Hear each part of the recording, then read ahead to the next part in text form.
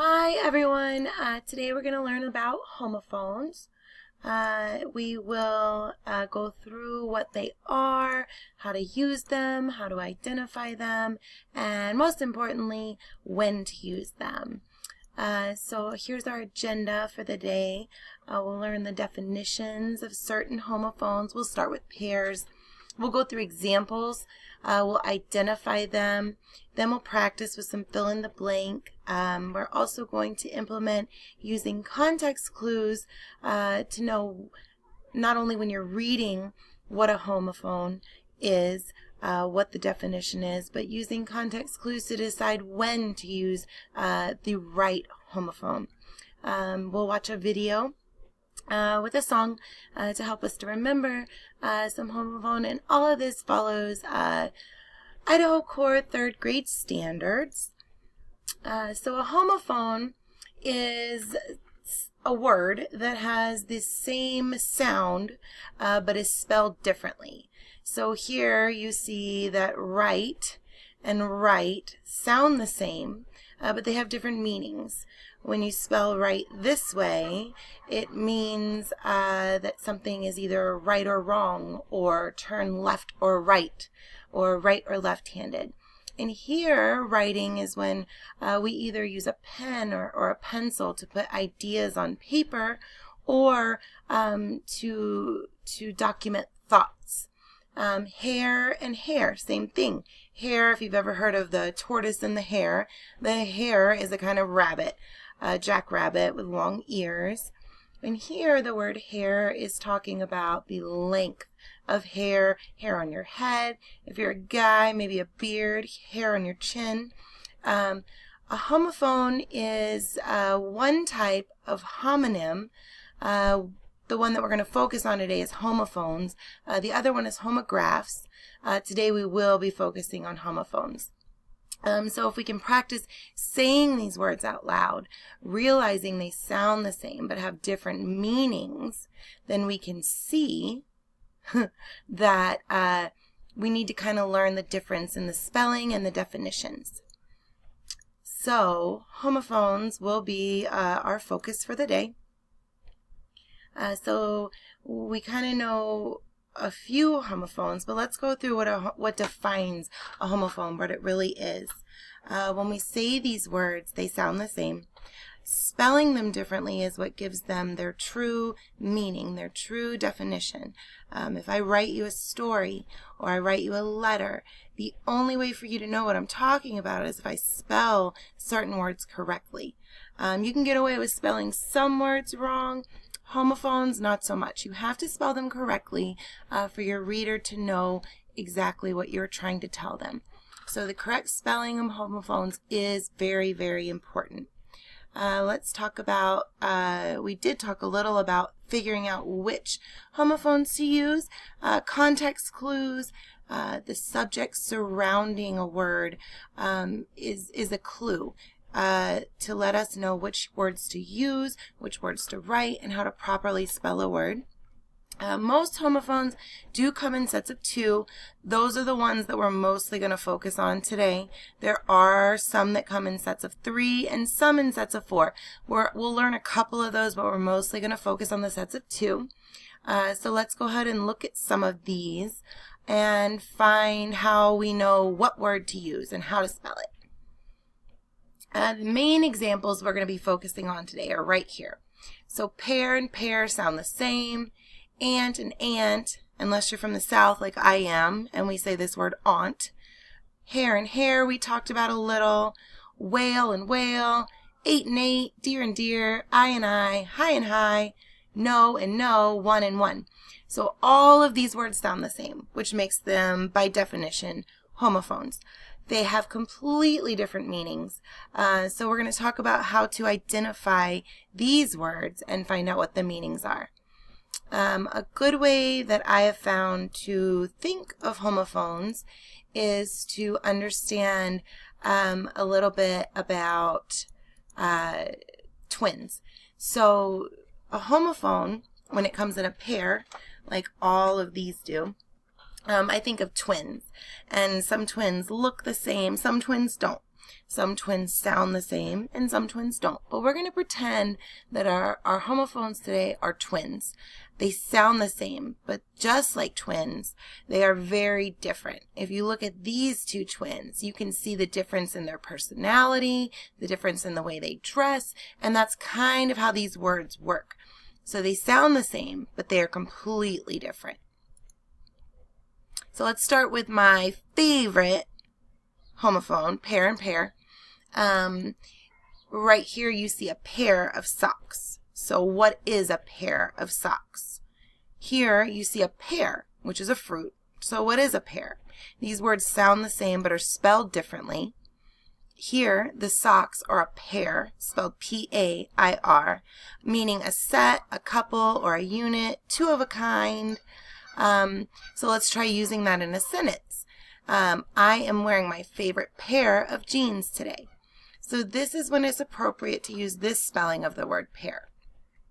This pair, a different pair in this set of twins, is spelled P-E-A-R. It means a piece of fruit. It's green and juicy and sweet. And if we're talking about a pear when we're writing, pear is a fruit, the context is different. So I love eating a pear on a warm summer day. So how do you tell the difference? If we use context clues, we could say, we could look at the beginning of this sentence. I am wearing my favorite pair. Well, you're never going to wear a piece of fruit of jeans today. So that's when you're going to know to use this form of pair. Here, I love eating a pear. Well, you're never going to eat a pair of socks. So that's when you know that it's not appropriate to use this spelling.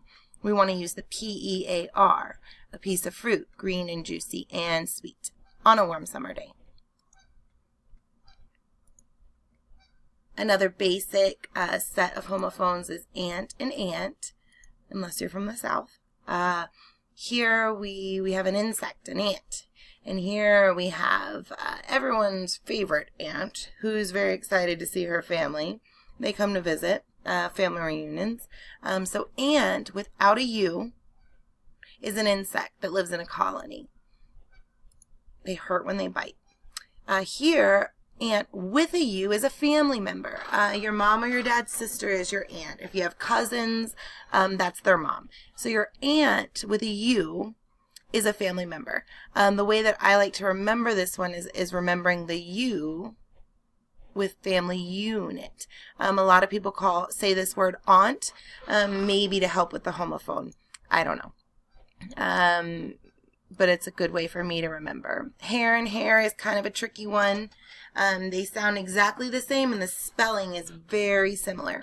They both have 4 letters, but obviously have very different meanings. So hair, like we talked about earlier, grows on your head. It is or on your face or on your legs or your arms, depending on how old you are. Hare is a type of rabbit. So if you've ever thought of like the old fable, Aesop's fable or bedtime story, The Tortoise and the Hare, we're talking about a rabbit, a jackrabbit. Another way to remember this one is the I in this one. H-A-R is in both of these words, but I always remember this as I have hair. I don't have a rabbit. So that's just another little trick to remember. So here's a few more. 8 and 8. 8 is a number, and 8 is the past tense of eating. So I ate this cookie, which is shaped like the number 8. We have I know and know. Knowing is a thought or an idea that's embedded in your brain. Know is either a command or something that you say. No, you can't do this. No, I'm not okay with that. No, you can't turn left here. Knowing is something that happens in the mind. So a way to remember this one, I use the W at the end as wishful thinking. Just a little trick for me. If it works for you, use it. Absolutely. Write and write, the same thing. More homophones, they sound the same, completely different meanings. Writing, we're putting something on paper or typing it. We're forming an idea. Right is right or wrong, left or right. So they're very different, and this is why homophones, it's important to know them and practice them. Here are a few more that we're going to practice later on. Here, hi and hi. Hi is something that you say.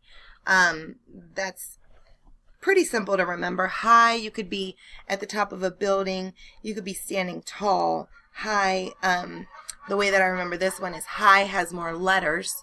And so more is taller and higher up. Hi is just something that you say. It's a greeting. The number 1 is spelled O-N-E, and that means the number 1. But when you win something and you did it past tense, we're talking 1. The ribbon here with the number 1 is kind of funny. That's why I like homophones. We are here at school talks about where we are, while did you hear the bell ring it refers to listening. The way that I remember this one is the R comes at the end. We should always remember to listen before we talk. So we're going to practice a little with some of the homophones that we've learned. We'll play with some filling in the blanks, okay? So which homophone do we use? I've put the 2 possible homophones, the words that sound the same, at the end of each sentence. So let's kind of figure out what goes where. So do you know the answer to these questions? So what did we remember?